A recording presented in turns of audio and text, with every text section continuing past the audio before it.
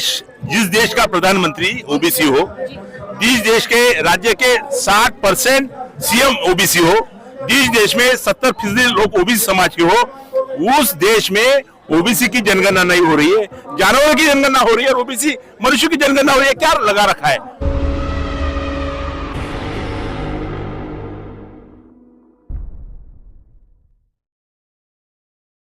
नमस्कार, मैं काव्य बोध और आप देखना शुरू कर चुके हैं नागवंशी टीवी। इस वक्त मैं दिल्ली के जंतर मंतर पर हूँ और मैं एक बार बता दूं आपको कि जिस तरीके से 2026 यूजीसी बिल जो आया था और जिसको लेकर के स्टे भी लगा था, उसके बाद एक नया रूप देखने के लिए मिल रहा है कि जो अभी तक ओबीसी समाज सोया हुआ था वो कहीं ना कहीं जागरूक होते हुए नजर आया। यहाँ पर अब SC ST ही नहीं, साथ में ओबीसी समाज भी अब यहाँ पर प्रदर्शन करते हुए नजर आए।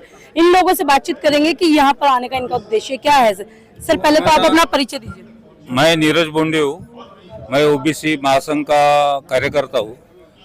जो अभी सरकार जनगणना कर रही है 2026 में, इस जनगणना में हमारे ओबीसी कॉलम नहीं होने की वजह से हमारी समाज की जनगणना होने वाली नहीं है। इसलिए हम ये यूजीसी बिल ला के हमारी जनगणना करने की हमारी मांग है सरकार से, जो कि ये देश में सबसे ज्यादा आबादी वाला जो कोई भी समाज होगा तो वो ओबीसी समाज है।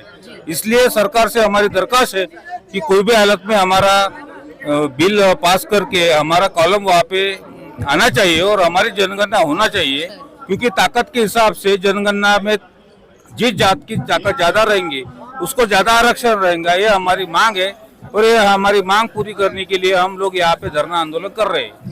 सर ने अभी कहा है कि जिसकी जितनी संख्या भारी उसकी उतनी हिस्सेदारी, इस पर बात सर ने रखी है। सवाल ये निकल करके आता है कि आज भी जो ओबीसी समाज है आज भी हिंदू बना हुआ है, उसके बावजूद जो लोग अपना भाई उन्हें बोलते थे, ब्राह्मणों की अगर हम बात करें तो ब्राह्मण समाज अपने आप को और साथ में जोड़ता था, ओबीसी हमारा बड़ा भाई छोटा भाई बताता था। लेकिन जब यूजीसी बिल उसकी सपोर्ट में आता है तो बड़ा भाई छोटे भाई से इतनी नफरत क्यों करने लगता है कि उसके लिए विरोध करने लगता है? क्योंकि उनको ऐसा लगता है ओबीसी समाज यदि इसमें आया, यूजीसी बिल में आया, तो जो झूठी शिकायतें हैं वो बहुत बढ़ेंगी और हमारे ऊपर जो सवर्ण जो लोग हैं उसके ऊपर यानी उसका यानी क्या बोलते हैं उसको, निगेटिव उसका ये होगा, असर होगा। इसलिए वो ये कर रहे, विरोध कर रहे हैं इसका। लेकिन ऐसा नहीं है। यूजीसी बिल में भी जो कमेटी बनाई जा रही है उसमें भी सवर्णों को यानी जो 75% प्रतिनिधित्व है उसमें। जो 10 लोगों की कमेटी है, 7 लोग सवर्ण की रहेंगे और 3 लोग SC ST OBC रहेंगे। यानी कि टोटल अगर बात करें तो 7 लोग, यानी कि सब कुछ उनके हाथ में चला गया, सिर्फ 3 लोग। तो 3 लोगों की बात कौन सुनेगा? कौन सुनेगा? हाँ, उसके लिए एक कमेटी है। लेकिन उनका जो कहना है कि इसमें सवर्णों को प्रतिनिधित्व नहीं है, ये गलत बात है। सरकार ने ये जो ओबीसी अपने यूजीसी बिल लाया है, ये उच्च संस्थाओं में समानता लाने के लिए, जो कास्ट डिस्क्रिमिनेशन है वो नष्ट करने के लिए लाया है। लेकिन ये जो सवर्ण लोग हैं उसको विरोध कर रहे हैं।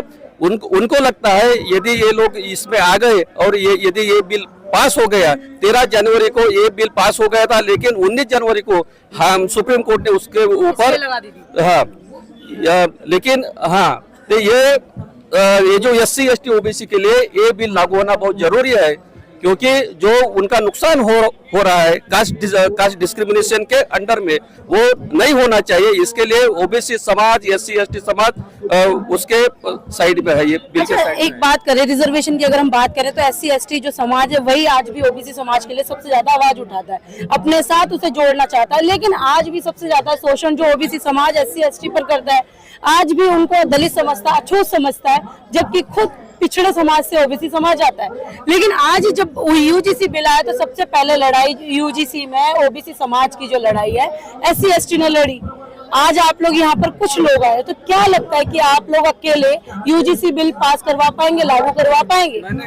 जरूर लाएंगे, क्योंकि यहाँ आपको ऐसा लगता है, लेकिन जिले जिले में इसके विरोध में हमने आंदोलन की है। यूजीसी बिल लागू करने के इसमें SC ST ने जो भी आंदोलन किए, उसके साथ हमने भी, ओबीसी समाज ने भी आंदोलन डिस्ट्रिक्ट लेवल में आंदोलन की है। वैसी बात नहीं है कि ओबीसी समाज इसके ये मांग छोड़ के नहीं क्या यानी पीछे जा रहा है, ऐसी बात नहीं है। उनके साथ हम भी लोग हैं और ज्यादा उनसे भी ज्यादा। यानी कि कहें कि ओबीसी समाज कहीं ना कहीं जागरूक हो चुका और एससी एसटी के साथ में आ चुका। बिल्कुल बिल्कुल बिल्कुल बिल्कुल यस। हाँ, आज चलते हैं सर से भी बातचीत करते हैं। और सर क्या कहेंगे, जिस तरीके से यूजीसी बिल आया और जो आपके बड़े भाई थे अब आपका विरोध करते हुए नजर आए, सड़कों पर उतर के आ गए, मंदिरों को छोड़ करके नजर आ गए, अब वो सड़कों की लड़ाई लड़ रहे हैं और आप लोग मंदिरों की लड़ाई लड़ रहे हैं, तो कैसे यूजीसी बिल पास कर? हम सीधी बात करते हैं कि जिस देश का प्रधानमंत्री ओबीसी हो, जिस देश के राज्य के 60% सीएम ओबीसी हो, जिस देश में 70% लोग ओबीसी समाज के हो, उस देश में ओबीसी की जनगणना नहीं हो रही है, जानवरों की जनगणना हो रही है और ओबीसी मनुष्य की जनगणना हो रही है। क्या लगा रखा है? हम चाहते हैं कि हमारी जो राष्ट्रीय ओबीसी समाज की जो जायज मांग है, वो मांग है कि ओबीसी का स्वतंत्र मंत्रालय हो, ओबीसी की जनगणना हो और 2026 यूजीसी बिल लागू करो। ये हमारी जायज मांग है। इस जायज मांग के लिए यहाँ पे हम डॉक्टर बबनराव तायवाड़े जी के नेतृत्व में यहाँ पे राष्ट्रीय स्तर पर दिल्ली में हमारा आवाज बुलंद करने के लिए आए हैं और हमें विश्वास है सरकार पर। हमारी जो मांगे हैं, जो जायज मांग है, वो सरकार पूरी तरह से मंजूर करेगी। सरकार ने जाति जनगणना की बात कर दी है, 2027 में जाति जनगणना करा रही है और आप लोग यहाँ पर आंदोलन करते हुए नजर आ रहे हैं। नहीं, देखो जो सरकार का जो बोलने की बात अलग है और करने की बात अलग है। यानी मुंह में राम बगल में शुरू, ऐसी भूमिका सरकार की है।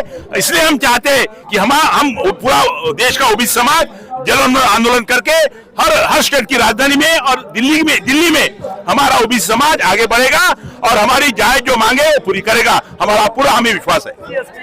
को साथ लिए बगैर क्या लगता है कि आप लोग ओबीसी यूजीसी बिल लागू करवा पाएंगे? हमारा राष्ट्रीय ओबीसी महासंघ ने कभी एसटी एससी का कभी विरोध नहीं किया। अभी तक पूरे देश में ओबीसी समाज ने हर समाज को, हर वर्ग को साथ में लेकर ही काम चला है। सर्वधर्म समभाव की भूमिका हमारे ओबीसी समाज की रही है। इसलिए हम सबको साथ में लेके और सबको विश्वास में लेके ओबीसी समाज अपनी जायज मांग पूरी करेगा, ये पूरा हमें विश्वास है।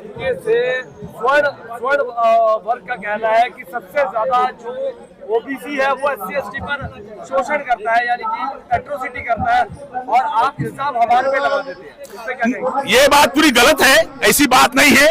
हर गांव में हम देहात के लोग हैं, ग्रामीण स्तर पर हम काम करने लोग हैं। हर गांव में हर समाज सर्वधर्म समभाव की भूमिका रहता है। ये बोलने की बात अलग है, लेकिन ये भारत देश ये सभी धर्मों का देश है। सभी धर्मों को, सभी जाति को लेके इस देश की रचना हुई है। हमारे पूर्वजों ने, हमारे महान संतों ने, हमारे महान पुरुषों ने की है। उसी विचारधारा पर हमारा भारत देश चल रहा है। ऐसी बात हम कभी सोच भी नहीं सकते। अच्छा, वो लोग ये भी कहते हुए नजर आए कि रिजर्वेशन काफी टाइम से आप लोगों को मिल गया, फिर भी आप लोग पिछड़े, आज भी दलित हैं आप लोग, 70 साल हो गए रिजर्वेशन लेते हुए। ये सिर्फ झगड़ा लगाने का काम है। जिस तरह से मंडल आयोग लागू होने के बाद उसमें पूरे देश में दंगा फसाद हो गई थी, उसी तरह का ये प्लान उनका करने का है। लेकिन पूरा ओबीसी समाज और एससी एसटी समाज इसके बहकाव में नहीं आएगा और अपनी जायज मांग पूरी तरह से लागू करेगा, हमें पूरा विश्वास है। ओबीसी समाज अपनी जो मांगे हैं पूरी तरीके से लागू करवाने के लिए यहाँ पर जंतर मंतर पर तादाद के साथ में यानी कि देखने के लिए मिल रहे हैं। और लगातार यूजीसी का जिस तरीके से तमाम लोग विरोध करते हुए नजर आए, अब कहीं ना कहीं उन्हें भी जवाब मिलता हुआ नजर यहाँ आ रहा है, क्योंकि ओबीसी भी अब जाग चुका है। जो मंदिरों की घंटियां बजाते हुए लोग नजर आ रहे थे, अब वो अपने हक की आवाज उठाते हुए जंतर मंतर पर नजर आए हैं। और इस वीडियो में आपकी क्या प्रतिक्रिया हमें कमेंट बॉक्स में जरूर बताएं।